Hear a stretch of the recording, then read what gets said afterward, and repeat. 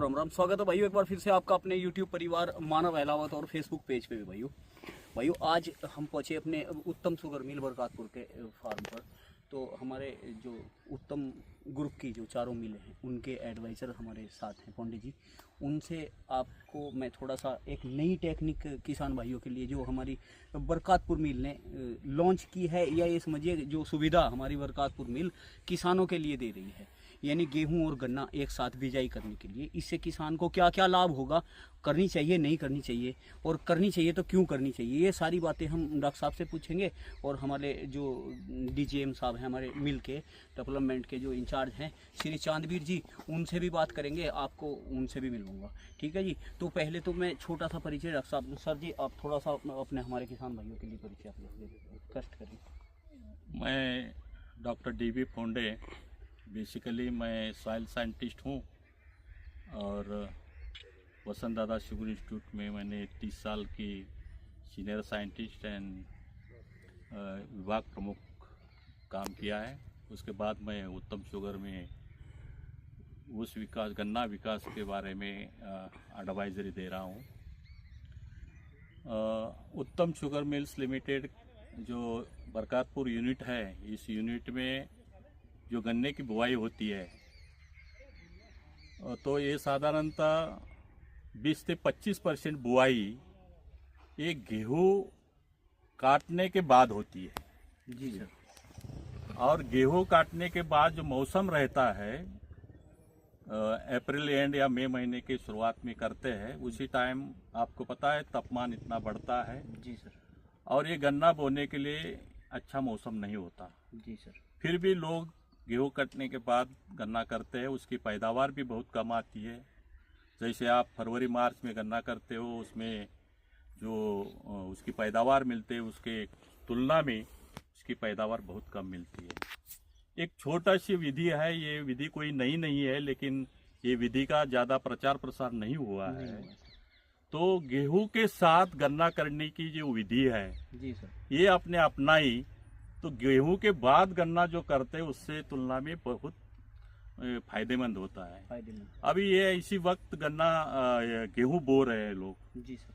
तो ये एक छोटा सा काम है कि गेहूं बोने के बाद हम उसमें साधारणतः 5 फीट अंतर पर खूड़ निकाल के रखें और उस खूड़ में फरवरी में बोना है। तो ये फरवरी का बोया हुआ गन्ना, उस टाइम का मौसम बहुत अच्छा होता है, जमाव अच्छा होता है, फुटाव अच्छा होता है, गन्ने का फाउंडेशन जो है जो अच्छा होता है, 2-2.5 महीने गन्ने को ज़्यादा मिलते हैं और इस गन्ने की पैदावार बढ़ती है, बहुत अच्छा पैदावार आपको मिलती है। उसके साथ साथ हम गेहूँ आप कर रहे हैं, वो गेहूँ जो करते हैं इसके लिए गेहूँ बोने के लिए आप बिखर कर भी बो सकते हो या FIRB मशीन जैसा नया है, इसका भी इस्तेमाल आप कर सकते हो। गेहूँ बोलो, उसके बाद खूड़ निकाल लो। जैसे कि खूड़ ऐसे निकलते हैं जी सर, तो इसमें गेहूँ आता है इस बेड पे जी सर, और ये खूड़ निकली है। जी सर, अभी इसमें कुछ करना नहीं है, जी सर, इसमें गेहूँ बोया है, इस नमी पे गेहूँ जमेगा जी सर, और ये नाली खाली रहेगी। जी सर, जब ये हम साधारणतः फरवरी की जब टेम्परेचर ठीक से हो जाएगा, जी सर, उसी टाइम आपने इसमें हम गन्ना बो सकते हैं। जी सर, इसका एक लाभ ऐसा ये गेहूं के लिए भी होता है। जी सर, अब जो आप वाफा पद्धति से जो गेहूं करते हो जी, उसमें पानी देते हो तो समतल पानी आप पूरे खेत में आपका जाता है, जी सर, या वाफा पद्धति से जाता है भरा, या हम नाली में पानी देते हैं, जी सर, दोनों नाली में पानी जाएगा।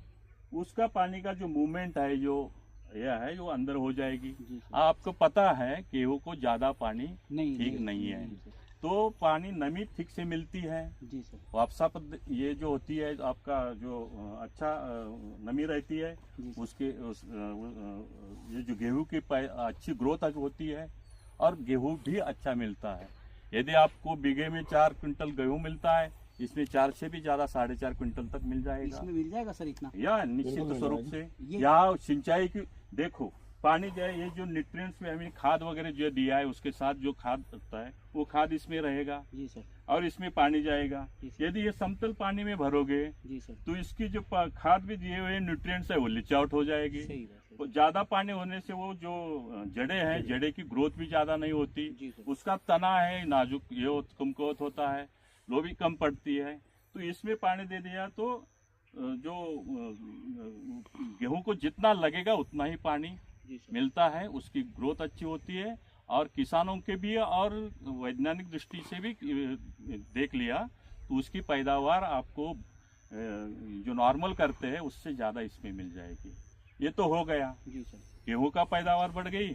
उसमें एक दूसरा फायदा, ये गेहूं बोते हुए पहले ही आपको भूमि की तैयारी कर रहे हैं। जी सर। एमबी प्लाव वगैरह करके, हरो करके खेत तैयार करो, अच्छा गहरी जुताई वगैरह करके, और फिर वो गेहूं कटने के बाद यहाँ हम बुआई कर रहे हैं तो गन्ने के लिए स्पेशल कोई भूमि की तैयारी करने की जरूरत नहीं है ना। जी हाँ, वो बचेगी, मतलब उसकी जो तैयारी है, हाँ, जो 5-6 वही- साल जुताई हमें करनी वही पड़ेगी किसान को, चलेगी। वो बचेगी। बच जाएगी। जी तो सर। लागत कुल लागत देख लिया, गेहूं के साथ गन्ना कर दिया और गेहूं के बाद गन्ना कर दिया, गेहूं की भी भूमि की तैयारी हो गई जी सर। और गन्ने की भी भूमि की तैयारी है। जी सर। यहाँ एक बार हो रही है। जी। ओनली खूड निकालने का 1001 रुपए का खर्चा है, बिल्कुल सर। बस वो खर्चा बच जाता है। तो लागत का साधारणतः 10,000 तक टोटल जी। जो देख लिया तो 10,000 के आसपास लागत कम लगती है और पैदावार 15-20 दोनों की बढ़ती है।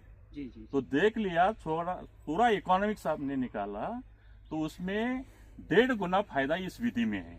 अच्छा सर, इसमें फायदा है। फायदा है जो हम गेहूं करके, गेहूं काट के फिर गन्ना बोते हैं, इसके तुलना में गेहूं के साथ इस विधि से आपने किया तो आपको 1.5 गुना लागत अच्छी मिलती है। जी सर। यही एक अच्छा फायदा है। काम छोटा है, ओनली खूड निकालने का काम है जी जी। और फायदा मोटा है। जी। तो सर, अभी हमारे साथ भाइयों, किसान भाइयों, आपने जो सर ने जो आपको बताई, मैं उम्मीद करता हूँ आपकी समझ में बात आई होगी। ये बिल्कुल किसानू भाषा में मैंने उनसे सवाल किया था, उन्होंने उत्तर सारा विस्तार से समझा भी दिया। अब मेरे साथ जो है हमारे जो डेवलपमेंट के हेड हैं, मैं उनसे भी कहूँगा सर एक परिचय छोटा सा हमारे किसान भाइयों। किसान भाइयों को मेरा नमस्कार। मेरा नाम चांदबीर सिंह, उत्तम शुगर मिल गन्ना विकास अध्यक्ष। सर आपसे मेरा एक सवाल है। जी सर। जैसे कि कोई भी तकनीक खेती के लिए नहीं आती है, अभी मान लो ये जैसे सर ने बताया कि काफ़ी पुरानी तकनीक है, लेकिन हमारे सामने जब पहली बार आई तो हमें लगेगा कि नई तकनीक है। जी जी। और कोई भी नई तकनीक हो एकदम से, मतलब किसान एक भिड्डा चाल वाला इसका रवैया होता है किसान का सर, ये एकदम से उस नई तकनीक पे जाएगा नहीं, डरता है किसान, पता नहीं क्या हो जाएगा। पहले तो वो इसी चीज़ से डरता है, जैसे ट्रंची विधि की मान लो खेती है गन्ने की, तो अभी तक बहुत कितनी मात्रा में किसान इसे यूज कर रहे हैं, बहुत कम मात्रा में, क्योंकि ज़्यादातर किसान यही सोचता है यार वो इतना चौड़ा इसमें क्या गन्ना निकलेगा। ठीक है, ऐसे ही ये चीज़ें हैं। अभी किसान जैसे कि गन्ना सर ने बताया, हमने इसमें गन्ने के साथ में गेहूं की बिजाई, अभी तो गेहूं की बिजाई करते हैं, गेहूँ की बिजाई करेगी। फरवरी में हम इसमें गन्ने की बिजाई बिल्कुल बिल्कुल। है जी। चलिए, मैं इस पे मान लिया मैंने गेहूं की भी बिजाई हो गई, उसके बाद गन्ने की भी बिजाई होगी, गन्ना जम के भी आ गया। हाँ जी हाँ जी। अब मेरा सवाल है किसानों की तरफ से, किसानों के मन में ये शंका एक उत्पन्न होती है कि जब ये गन्ना भी जम के आ जाएगा और गेहूं जब कटेंगे हाँ जी। तो हम इसकी गहाई यानी कि गेहूं भूसा जो अलग करते हैं किसान, उसे कहाँ करेंगे, क्योंकि इसी में ही इकट्ठा करेंगे, इसी में ही ट्रैक्टर मशीन लगी, वो तो टूटे कैसा रहा गन्ना फिर। देखो, बहुत अच्छी बात आपने की। जी सर। सभी किसान भाई के मन में शंका रहती है कि वो गन्ना टूटेगा, जी सर। टूटने से भी नुकसान होगा। जी सर। आप भी अच्छी अच्छी वीडियो डालते हो और आपने देखा भी होगा, महाराष्ट्र में हमेशा मदर सूट तोड़ा जाता है। जी सर। यदि आपका मदर सूट टूट जाएगा तो टिल्लिंग अच्छी हो जाएगी। जी सर। मान लिया सपोज करो, जब हमारा गन्ना 2 महीने का रहेगा जी। तो वो सिंगल रहेगा, सिंगल मतलब रहेगा। पोगा। हाँ जी। यदि पोगा टूट गया तो पूरी तो नहीं बनी, जी सर। तो उसकी टिल्लिंग और अच्छी आएगी। जी। ठीक। जो मान लिया गाही करने से थोड़ा बहुत गन्ना टूटा भी जी। तो उससे और भी अच्छी टिल्लिंग आएगी। जी सर। थोड़ा बहुत कहीं गैप फिलिंग की बात होगी तो उसकी गैप फिलिंग करा देंगे। करा देंगे। पर जो मेन चीज है, 1 बीघे में 15 से 16 हजार रुपए की बचत वो जरूरी है। मान लिया किसान ने 500 रुपये एक्स्ट्रा लेबर में खर्च भी हो गई बीघे में, जी। तो 15,000 तो फिर भी बच रहे हैं। फिर भी बच रहे। सबसे मेन चीज ये है कि हाँ, एक तो सर जुताई बचेगी इसमें। देखो, सबसे पहले जैसे आपने बताया खेत की तैयारी, हाँ जी। खेती की तैयारी में बच गया। जी।